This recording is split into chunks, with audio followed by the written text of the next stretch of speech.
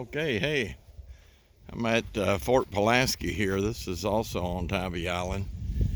This is a National Historic facility and property that's been preserved. This was the War of 1812 that happened here. This is, of course, the earthworks here in the fort for protection on the Georgia coast.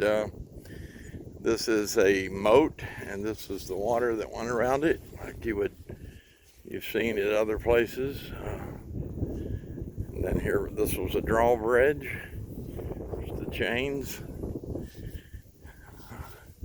Pretty cool, isn't it? Walking through here. So let's go take a look at inside the fort, if I can go inside.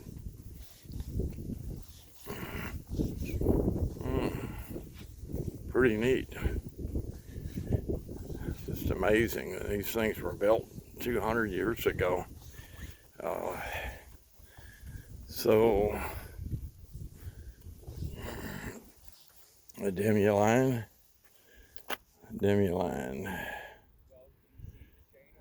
Okay.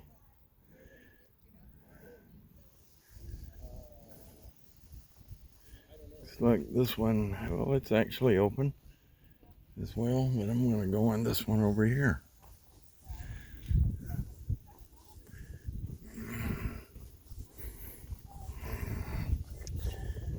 Got the water surrounding this one too. Look at this wreck here. This is really old. This is really neat.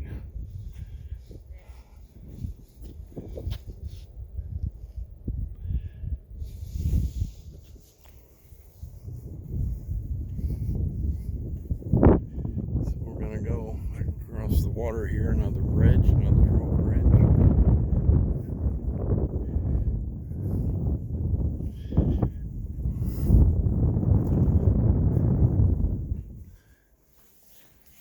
Hello.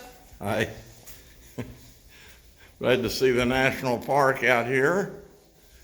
You representing them today. Hello. Hi. Welcome to Fort Pulaski. Thank you. What can you tell me about it? I guess. What are you looking to know? Well, I mean, some history. This was the War of 1812. Yeah, I'll give you, I guess, a brief synopsis. So after the War of 1812, the U.S. Kind of really evaluates its coastal defense systems. Washington gets burned down in the War of 1812, so they realize, okay, we gotta protect our cities, protect our ports better, and so they devise a new system of coastal defense forts built out of brick and mortar, which is one of these forts here. It's the third system of defense. And so they choose this spot to protect the city of Savannah, protect the harbor, it's one of the most important port cities, especially even early in the 19th century. It's a very important city. Yes.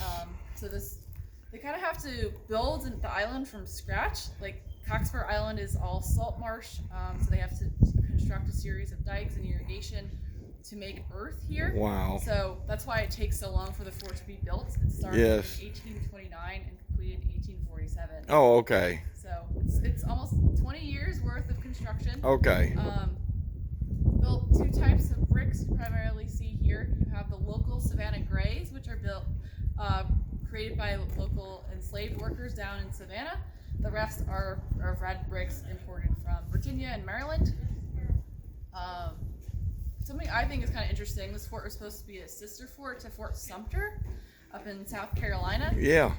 If you've ever been up there, you probably noticed it's very tall.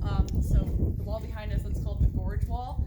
And Fort Sumter, that would have been 3 stories. Ours was only 1. Originally, this was supposed to be a lot taller, but then they realized that the artificial island here wasn't going to be strong enough to hold a structure of that size, so they kind of made the footprint of our fort wider and kept it lower, only keep it to one level. It's kind of abandoned basically by the U.S. Army. There's only 2 men out here, an ordnance sergeant and a groundskeeper, gatekeeper. So when Georgia was about to secede from the Union in 1861, they sent out a group of militia to take over the fort. They easily do that because there are only 2 representatives of the federal government government here, they, probably do what anyone would have done in that situation and turn it over. The Confederates fortify the fort. They tear down this terrace here, and all along the interior walls here, they would have constructed what we see an example of behind me, blindage. So wooden timbers all the way around to protect the casemates and to allow soldiers to run in between casemates while being protected. Flash forward to almost a year later, the U.S. has taken Hilton Head Island, they've taken Tybee Island, and they want to take Fort Pulaski. Take Fort Pulaski, you have essentially cut off Savannah, strengthen the blockade. So the U.S. under the Chief of Engineers, Quincy Gilmore, builds batteries over on Tybee Island, which is almost 2 miles away from us. So the Confederates in the fort here, they know the U.S. is out there, but they're not super concerned. Because up until this point, there'd be no way for artillery to breach the wall to pose a really serious threat. Yes. But because the U.S. is using a new kind of experimental technology, rifled cannons, which is cannons with grooving on the inside, they shoot projectiles that aren't spherical, but they're more cylindrical shaped.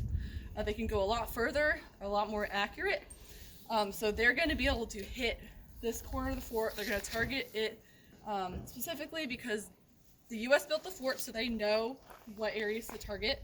This is directly across from the powder magazine, which is in that corner over there. And the Confederates were storing 40,000 pounds of black powder in that magazine over there. So the U.S. was specifically targeting this wall to get at that magazine. In 30 hours, they blow massive holes in the southeast corner there. The holes are described as being large enough that 2 carriages drawn by horses could go through them. So that kind of compels the Confederate commander Charles Olmsted to reconsider his situation.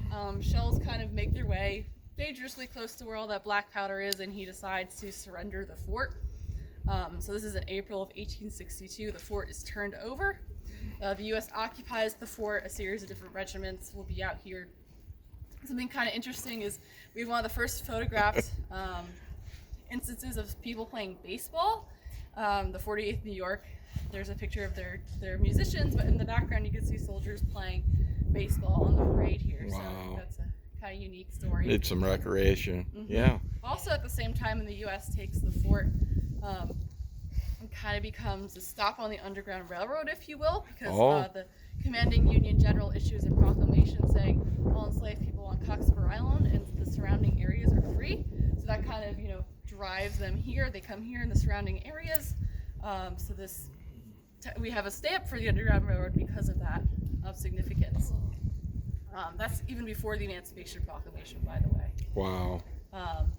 But So after much that, history. Savannah is basically cut off, like I said, from the blockade. The city itself doesn't fall until the end of 1864, during General William T. Sherman's march to the sea from Atlanta.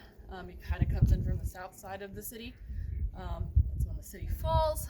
After the Civil War, the U.S. briefly tries to improve its fortifications out here, though it's in a kind of conundrum because the bombardment just kind of showed that these forts aren't going to withstand the rifle technology, and they're kind of on their way towards being obsolete. So they decide, do we build new forts or do we improve what we have? And so they initially improve what they have. That's when the demi-lune, which is the giant mounds out there, that's when those are built. During the Civil War, that is entirely flat. Okay. During those later improvements that Okay. you have the underground magazines and tunnels and cannon placements being put out there. So they could protect better. But after that, the fort is basically abandoned. It's decommissioned pretty soon after that. They favor building a fort out on Tybee Island instead. So they kind of render this position obsolete. Even after the Army abandons it, you still have a presence out here. So there's the Coxsper Island Lighthouse, which is just about that way. You have the lighthouse keeper. He's going to be living out here. He actually builds his house on top of the fort on the terraplane on that corner of the fort. He lives here with his family.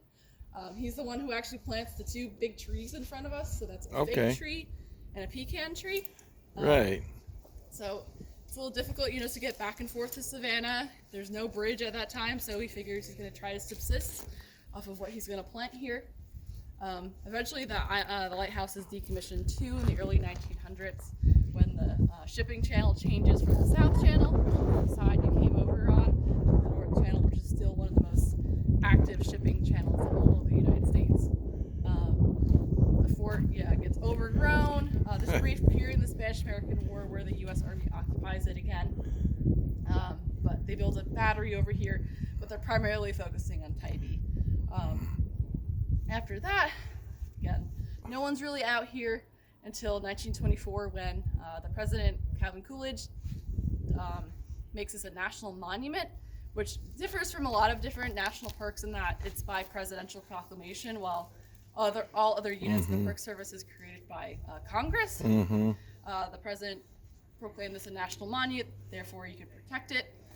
It gets transferred to the Park Service in the 30s, and that's during the Great Depression when you have organizations like the PWA, the Public Works Administration, and the CCC, the Civilian Conservation Corps. They're going to come out here, get rid of all the vegetation, improve, what we have going on here. The CCC actually rebuilds the veranda out here that had been taken down just during the Civil War. So they improve it, they make it visitable, they construct the first bridge out on the South Channel. They even become the first tour guides of the fort. World War II shuts all of that down. This gets kind of brought back to the U.S. military. They kind of have this space again. They don't do too much out here. They build some magazines and structures out that way on the island, but there's no real action seen out here. After that, it gets given back to the Park Service, and we've had it ever since. Wow. So, Major and a very thorough report. You get an A+. Thank you. Incredible. You've got a good mind and memory to remember all this. What's like if we were to take like one of the walking tours like on trails, which one do you suggest?